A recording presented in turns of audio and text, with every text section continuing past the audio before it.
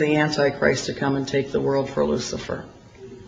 And the last line of that, quote, prayer is, let light and love and power restore the plan on earth, and may it seal the door where evil dwells. Which I had already learned from reading the Bailey books, that meant sealing Jews, Christians, and Muslims off into their own separate place. And basically they were going to be the phoenix that would arise from the ashes to build a new civilization.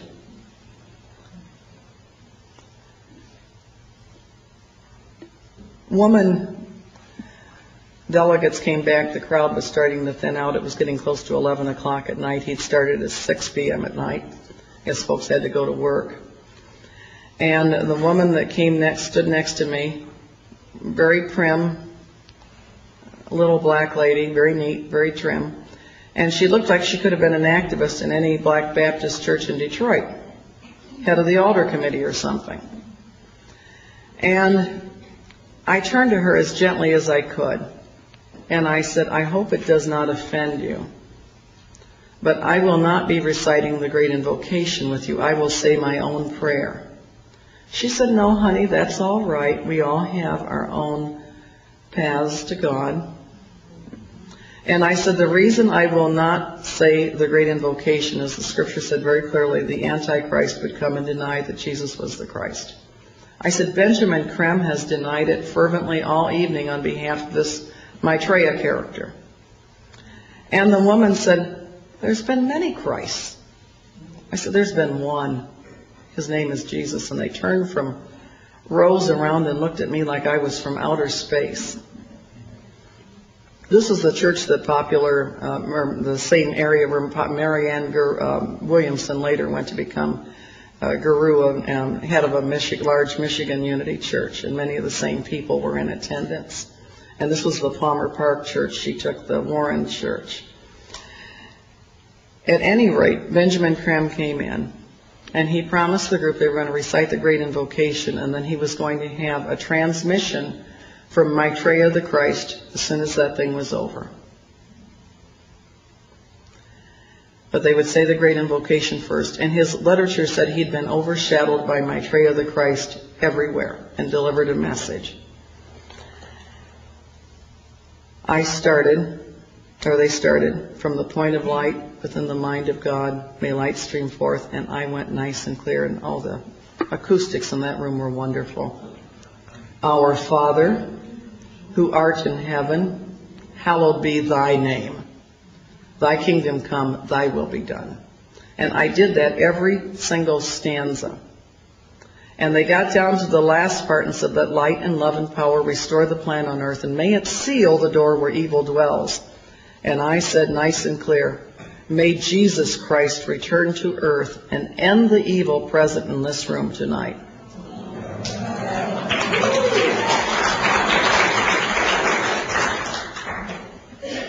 Well, the funniest thing happened, or may I say it didn't happen, and this was the spookiest thing of the whole evening. Benjamin Creme waited and waited and waited. It was clear he was not faking it. He was waiting for something to happen that never happened. This thing did not come and overshadow him. He dismissed the crowd and said, that will be all. We went out, and of course everybody's glaring at me.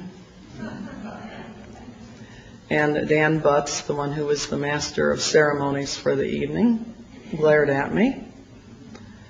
And another one said something sharp to me in Dan Butts' presence.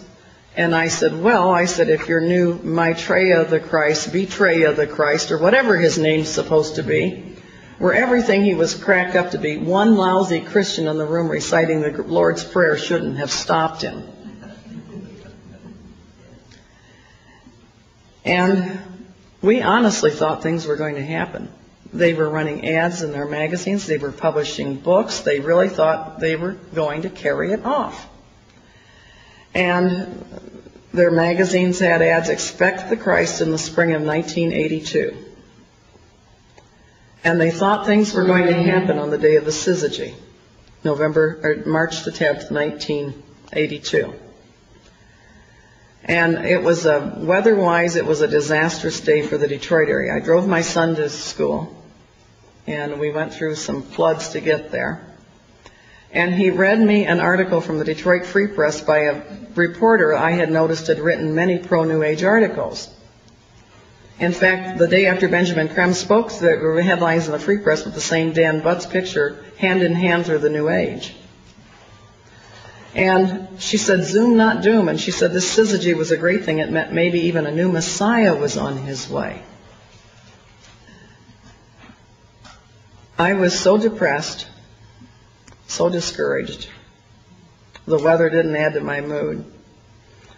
She said that all these things were taking place this day, that even in Fort Wayne, Indiana, which is my hometown, that a man, John Davis from Wyoming, Michigan, would be giving a talk for the Coptic Fellowship, the 3 stages of the Christ reappearance.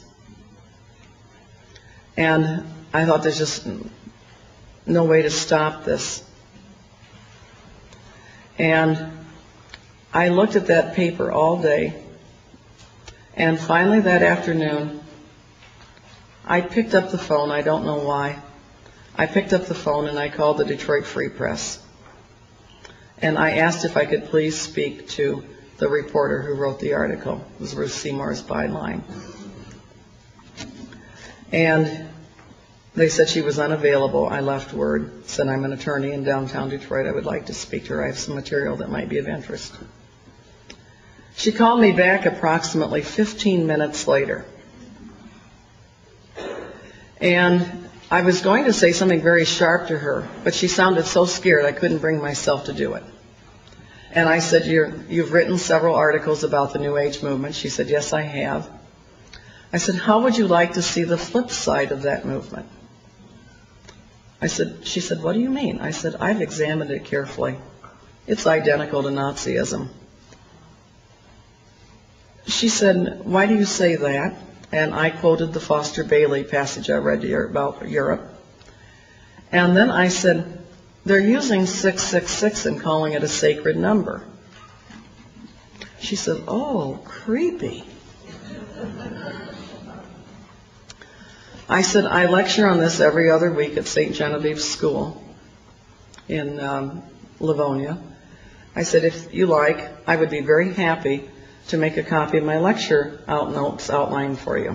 And you can check my references for yourself and see if I've been accurate." She said, "No, if it's all right with you, I would like to come over to your office right now and look at your materials." I said, "Fine." She came in. She looked like one of the original flower children left over from the 60s. And I'm not saying that to put her down. And we started going through them, and she went, "Wow, wow." She was noticing things I wasn't noticing. And she said, "Look at this, look at this." And she finally said, "Why did you decide to call me today?" I said, "I really don't know."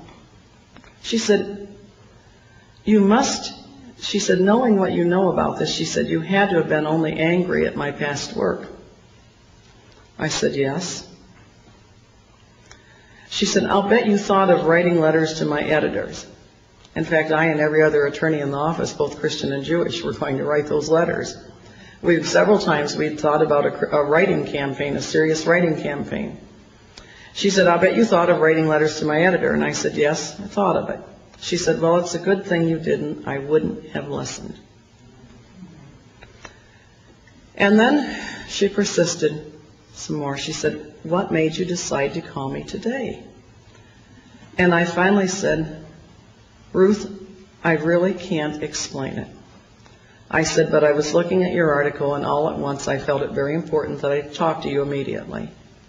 She said, "You don't know it," but she said, 15 minutes before you called, I went to the ladies' lounge of the Free Press. She said, and I knelt down on my face, Eastern style. I probably called her around 3:15, and it was 3 o'clock that they were going to go do their group, whatever, meditations to invoke the Christ that day. She said, I got down on my face, flat on my face, Eastern style, and I was going to pray to Buddha. She said, all at once I changed my mind. I prayed to Jesus. She said, and I prayed that he would send me revelation. She said, look, now I have revelation.